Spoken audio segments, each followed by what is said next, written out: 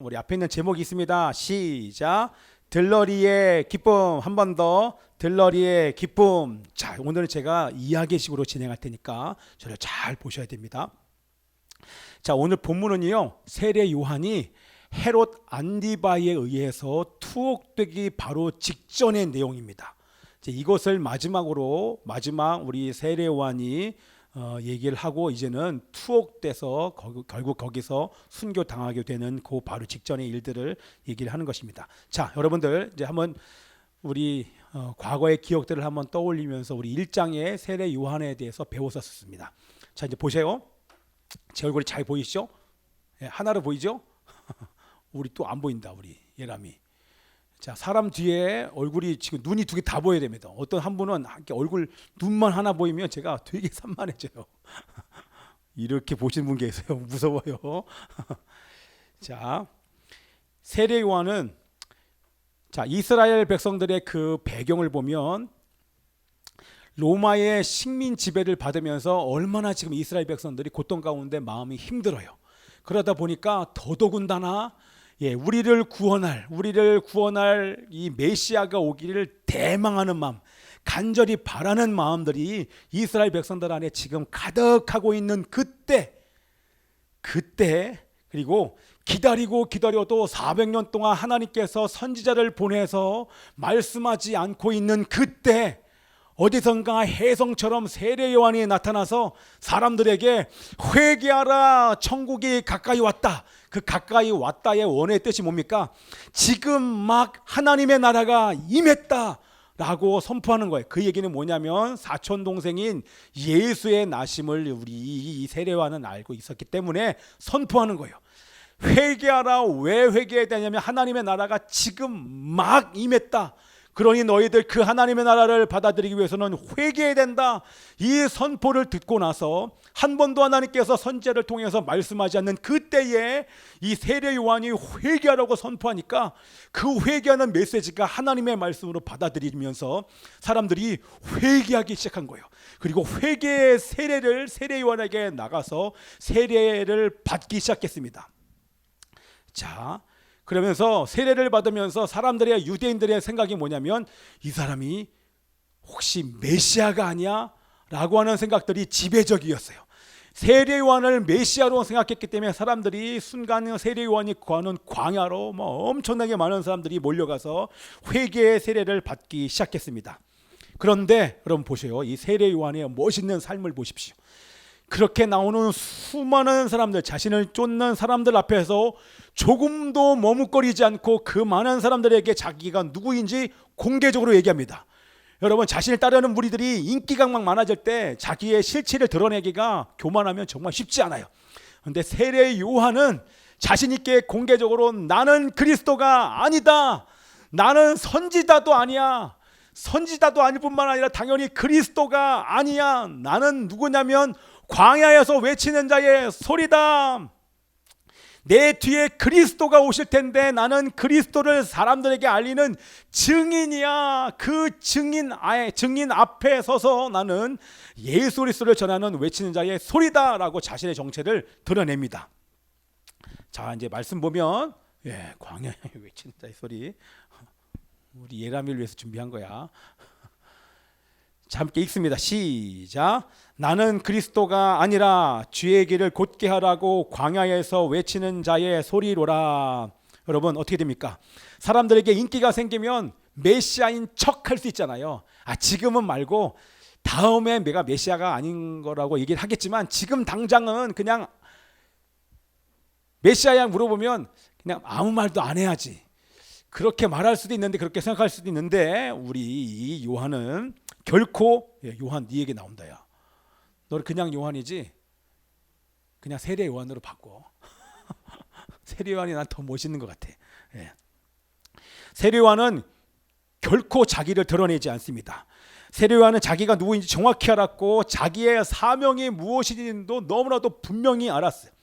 그래서 여러분, 자기가 누구인지 알고, 예전에 다 했던 설교예요. 자기가 누구인지 알고 자기의 사명이 무엇인지 분명히 알 수 있는 비결이 있어요. 어떻게 세례요한이 자기가 누구인지 정확히 알고 겸손할 뿐만 아니라 자기의 사명을 분명히 알 수 있게 됐느냐? 그 비결이 바로 이 말씀이었지 않습니까? 그죠? 뭐였어요? 한번 읽어봅시다. 시작. 아이가 자라며 심령이 강하여지며 이스라엘에게 나타나는 날까지 빈들에 있으니라. 할렐루야. 세례요한이 이렇게 겸손하고 자기의 정체성을 분명히 알고 자기의 사명을 분명하게 알 수 있었던 그 방법은 뭐냐면, 세례요한이 어느 일정 시기가 지면서부터 30세 때까지, 우리 예수님이랑 거의 비슷하지요. 사역을 하기 전까지 30세 때까지 광야에 있었어요. 광야에서 메뚜기 잡아먹고 바위 사이에 있는 석청 그 꿀을 먹으면서, 그리고 옷도 낙타터로를 입으면서, 그리고 평생을 살았던 거예요. 30세가 될 때까지. 자, 광야에 있었던 것입니다. 그 얘기는 뭐예요?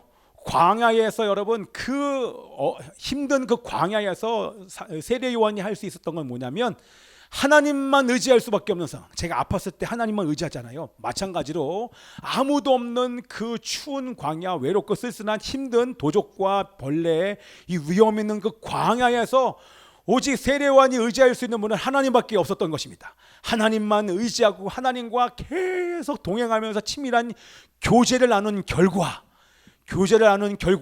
세례 요한은 하나님의 말씀을 들을 수 있는 데까지 성장을 한 거예요. 여러분, 누가 하나님과 친합니까? 누가 하나님과 친해요?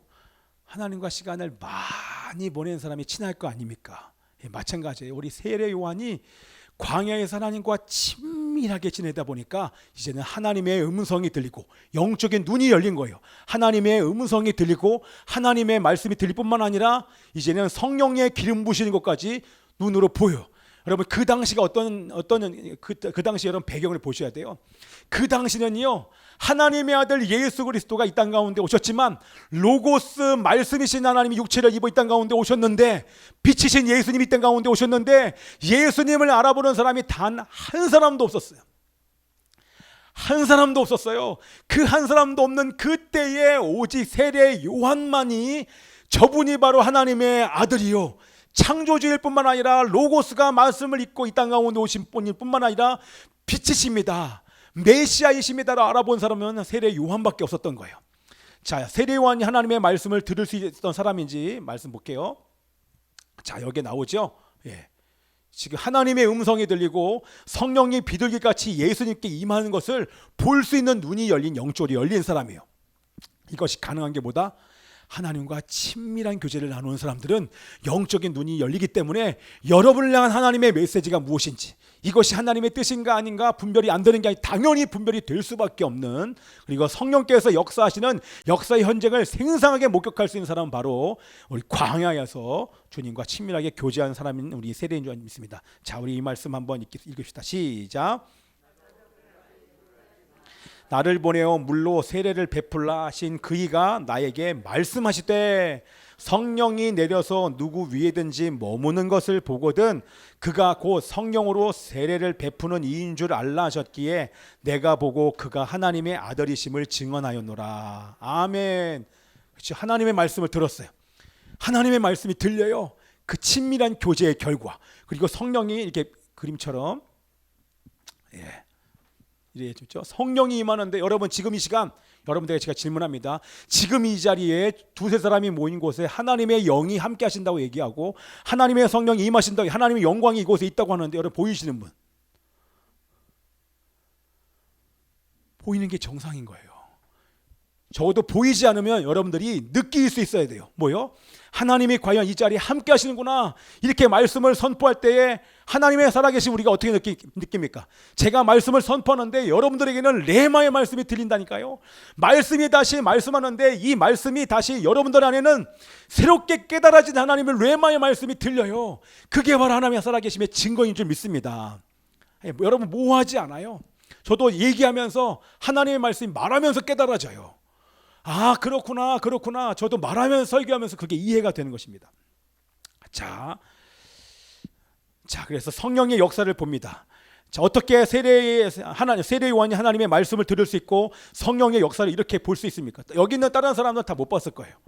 오직 세례 요한만이 성령이 비둘기처럼 임하는 그것을 정확하게 보고 선포하기를, 하나님이 말씀하시기를 성령이 임하면 그분이 바로 그리스도다. 그 성령이 임하는 것을 세례 줄 때 임하는 걸 보고 이 세례 요한이 선포합니다. 바로 이분이 하나님의 아들 그리스도입니다. 옆에 있는 사람들 다 놀랐을 거예요. 세례 받으려고 온 사람들 다 놀랐어요. 왜? 그토록 400년 동안 기다렸던 메시아가 바로 이분이라고 얘기하니까 거기 있는 모든 사람들이 아마 까무러쳤을 거예요. 그리고 소문이 일순간에 그 모든 지역에 일순간에 다 퍼졌어요. 예수님 오셨다. 우리가 그토록 대망으로 기다렸던 예수님 오셨다. 그분이 바로 우리를 로마의 압제에서 건져주실 거야. 이런 소문이 쫙 펴진 것입니다. 자, 아멘. 자, 여러분 지난주에 했던 말씀, 여러분 우리가 죄의 유혹이 커서 넘어지는 게 아니에요. 우리가 연약해서 넘어지지 않습니다. 뭐라고요? 여러분 우리는 연약하지 않아요. 성경에서 말하기를 우리 하나님의 형상이 회복된 존이고 우리는 이기는 자이기 때문에 넘어지지 않아요.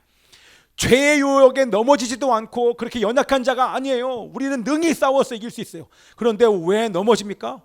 왜 죄의 유혹이 크다라고 느껴집니까? 그 이유가 뭐예요? 여기 하나님과 친밀한 교제를 하지 않아서 그래요.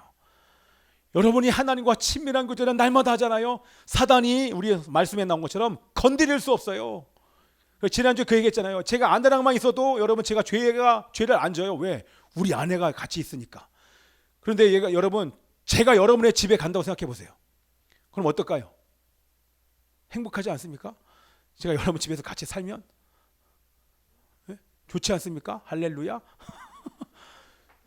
행복하잖아요. 그럼 여러분들 제가 여러분 집에 갔는데 여러분들 죄 짓겠습니까? 제가 두 눈 시퍼렇게 뜨고 이렇게 쳐다보고 있는데 그렇죠?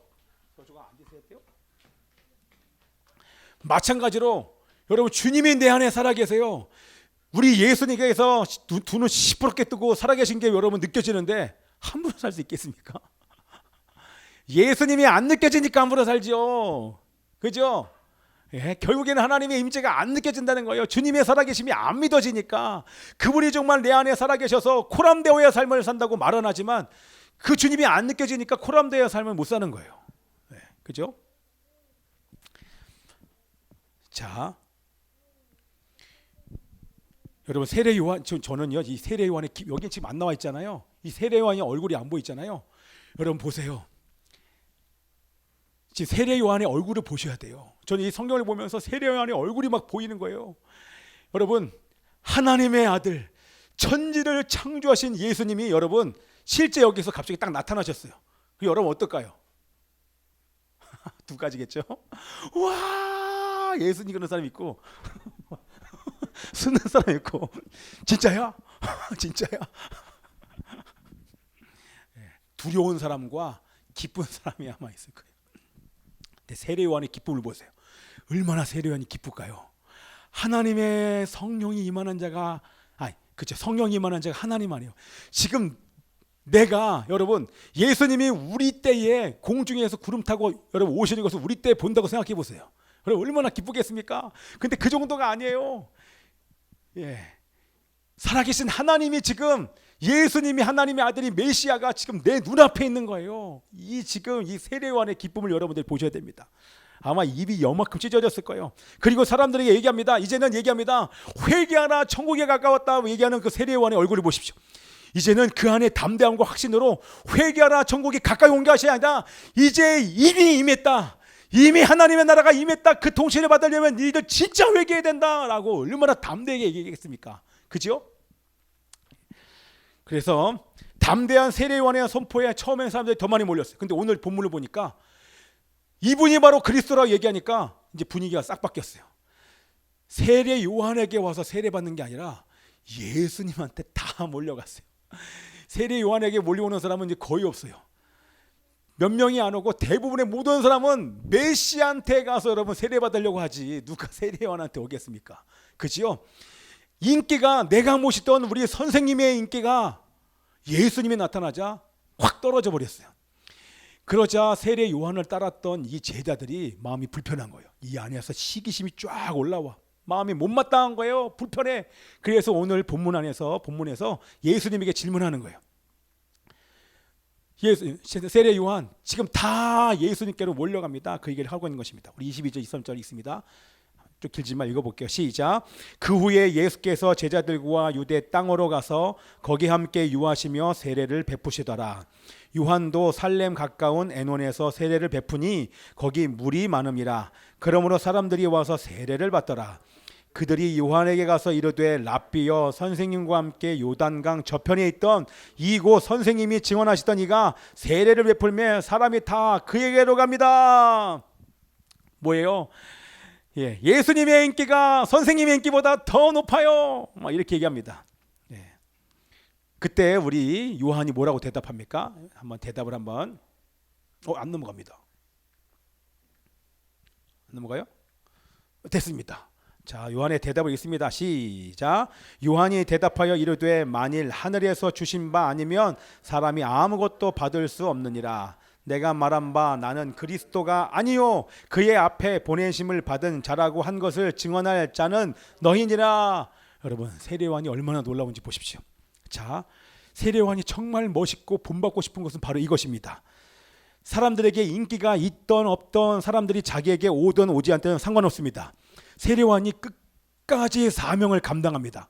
그럼 멋지지 않습니까?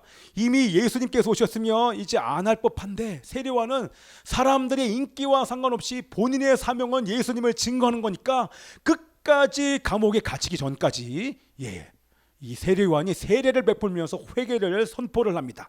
그런데 사명을 감당하는 것보다 더 멋있는 게 나옵니다. 이제 오늘 이제 마지막이에요.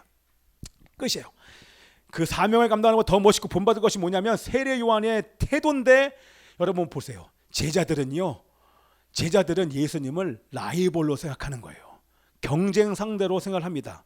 그죠? 그도 그럴 것이 세례 요한과 예수님을 비교를 해봤더니 세례 요한은 금수저예요. 제사장 집안의 가문. 우리 예수님은 흙수저예요. 목수 집안의 아들. 그죠? 뿐만 아니라 이 세례 요한은 다 알잖아요. 광야에서 30년, 거의 한 30년 가까이 광야에서 메뚜기와 석청을 먹으면서 경건 훈련을 쌓은 사람이에요. 근데 예수님은 고작 40일 기도밖에 안 한 사람이에요. 더 중요한 것은 뭐냐면 예수님보다 이 세례 요한이 세례 사역을 먼저 시작했어요. 우리 세례 요한이 먼저야, 원조야. 근데 어디서 굴러온 놀이 박해서를 뺀다고 와가지고 세례 베풀고 여기 있는 우리들의 모든 사람을 다 뺏어가, 이런 마음으로 제자들이 질문한 것입니다. 그런데 우리 세례 요한에 뭐라고 대답합니까? 우리 27절에 여기 나왔잖아요. 노란 거, 하늘에서 주신 것이 아니면 사람이 아무것도 받을 수 없다. 그게 뭡니까? 사람들이 예수님께 몰려가는 것은 하나님께서 주셨기 때문에 가능한 거야.